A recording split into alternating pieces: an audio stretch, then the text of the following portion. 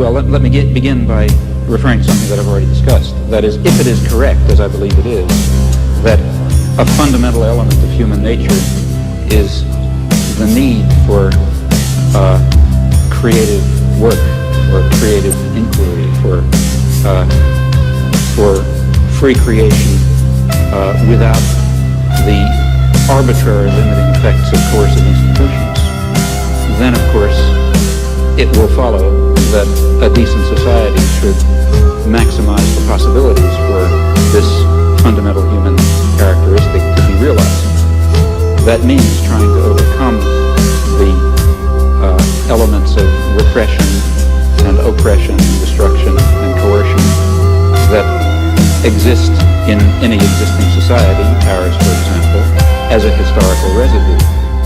Now, a federated, decentralized system of free associations incorporating economic as well as social institutions would be what I refer to as anarcho-syndicalism, and it seems to me that it is the appropriate form of social organization for an advanced technological society in which human beings do not have to be forced into the position of tools, of cogs of the machine, in which the creative urge, that I think is intrinsic to human nature, will in fact be able to realize itself in whatever way it will. I don't know all the ways in which it will. Je suis dans ma démarche beaucoup moins avancée, je vais beaucoup moins loin que M. Chomsky, c'est-à-dire que j'avoue n'être pas capable de définir, ni à plus forte raison de proposer un modèle de fonctionnement social idéal pour notre société scientifique et technologique. En revanche, une des tâches qui me paraît urgente, immédiate, avant même toute autre chose, c'est celle-ci. On a l'habitude, du moins dans notre société européenne, de considérer que le pouvoir, il est localisé entre les mains du gouvernement et il s'exerce par un certain nombre d'institutions bien particulières qui sont l'administration, en France on appelle ça préfectorale, l'administration, la police, l'armée. On sait que toutes ces institutions-là sont faites pour transmettre les ordres, les faire appliquer et punir les gens qui n'obéissent pas. Mais je crois que le pouvoir politique, il s'exerce encore, il s'exerce en outre, de plus, par l'intermédiaire d'un certain nombre d'institutions qui ont l'air comme ça de n'avoir rien de commun avec le pouvoir politique, qui ont l'air d'en être indépendants et qui ne le sont pas. On sait bien que l'université, d'une façon générale, tout le système scolaire, qui en apparence est fait simplement que de distribuer le savoir, on sait que cet appareil scolaire est fait pour maintenir au pouvoir une certaine classe sociale et exclure des instruments du pouvoir toute une autre classe sociale. Quelque chose comme la psychiatrie, qui en apparence aussi n'est destinée qu'au bien de l'humanité et à la connaissance du psychiatre, la psychiatrie est encore une certaine manière de faire peser un pouvoir politique sur un groupe social. La justice également. Bon, et il me semble que la tâche politique actuelle dans une société comme la nôtre, c'est de critiquer le jeu des institutions apparemment les plus neutres et les plus indépendantes, de les critiquer, de l'attaquer de telle manière que la violence politique qui s'exerçait obscurément en eux surgisse et pour qu'on puisse lutter contre elle. À vouloir tout de suite, enfin si on cherche tout de suite à donner le profil et la formule de la société future sans avoir bien fait la critique de tous les rapports de violence politique qui s'exercent dans notre société, on risque de les laisser se reconstituer, même à travers des formes aussi nobles, apparemment aussi pures que celles du syndicalisme anarchiste. Yes, I would certainly agree with that, not only in theory but also in action. That is, there are two intellectual tasks. One, and the one which I was discussing, to try to create the vision of a future just society. Another task is to understand very clearly the nature of power and oppression and terror and destruction in our own society.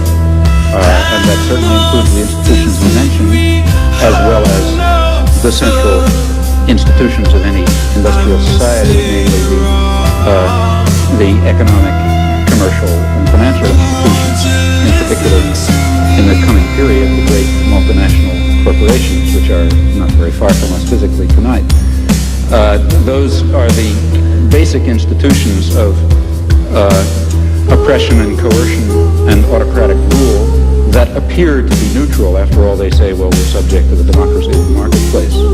Still, I think it would be a great shame to lose or to put aside entirely the somewhat more abstract and philosophical, if you like, task of trying to draw the connections between a concept of human nature that gives full scope to freedom and dignity and creativity and other fundamental human characteristics, and relates that to some notion of social structure in which those properties could be realized, in which meaningful human life could take place.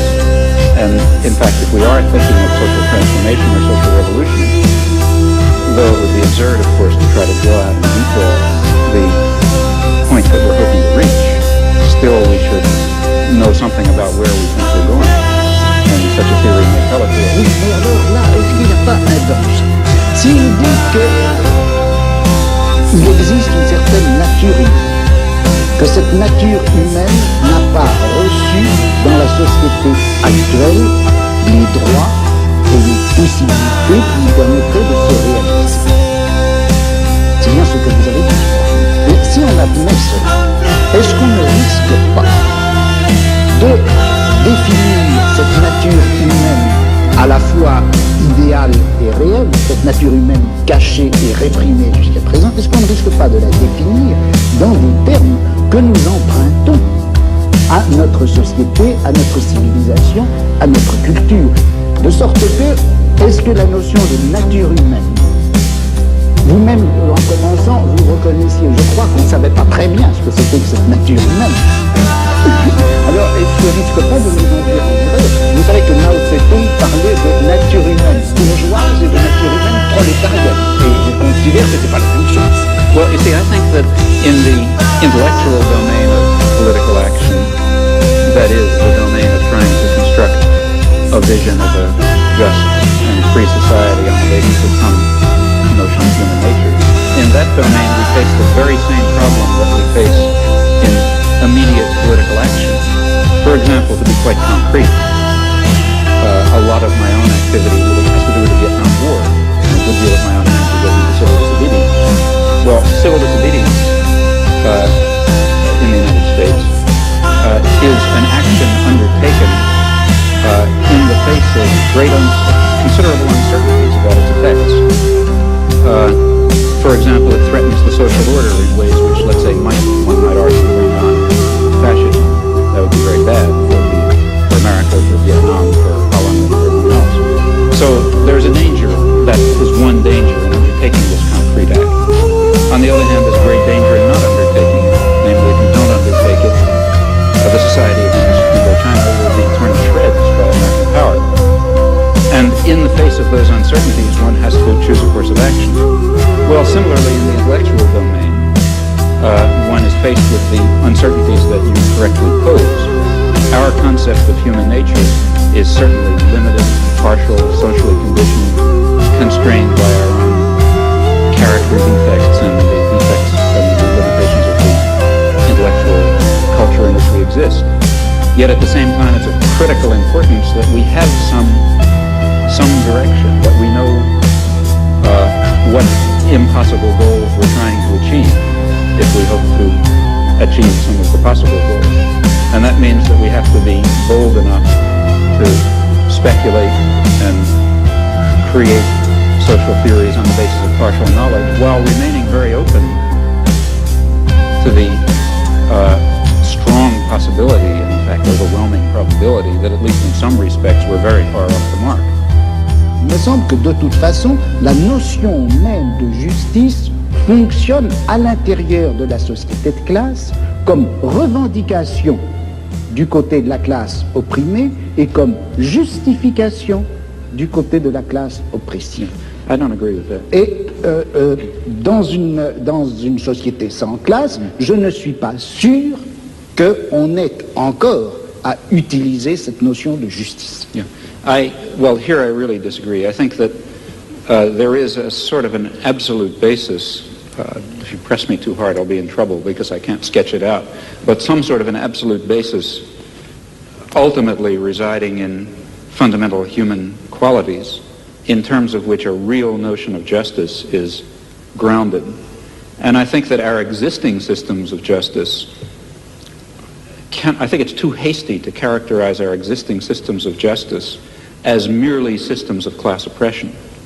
I don't think that they are that. I think that they embody systems of class oppression, and they embody elements of other kinds of oppression, but they also embody a kind of a groping towards the true humanly valuable concept of justice and decency and love and kindness and sympathy and so on, which I think are real. Bon, est-ce que j'ai du temps pour répondre? Oui. Combien? Parce que... 2 minutes. Ben, moi, je dirais que c'est injuste. Absolutely. Non, mais bon, je ne veux pas répondre en si peu de temps. Je dirais simplement ceci. Je ne peux pas m'empêcher, contrairement à ce que vous pensez, je ne peux pas m'empêcher de croire que cette notion de nature humaine, cette notion de bonté, de justice, d'essence humaine, de réalisation de l'essence humaine, tout ça, ce sont des notions et des concepts qui ont été formés à l'intérieur de notre civilisation, dans notre type de savoir, dans notre forme de philosophie, et que par conséquent, ça fait partie même de notre système de classe, et qu'on ne peut pas, aussi regrettable que ce soit, on ne peut pas faire valoir ces notions pour décrire ou justifier un combat qui doit en principe bouleverser les fondements même de notre société. Il y a là une extrapolation dont je n'arrive pas à trouver la justification historique.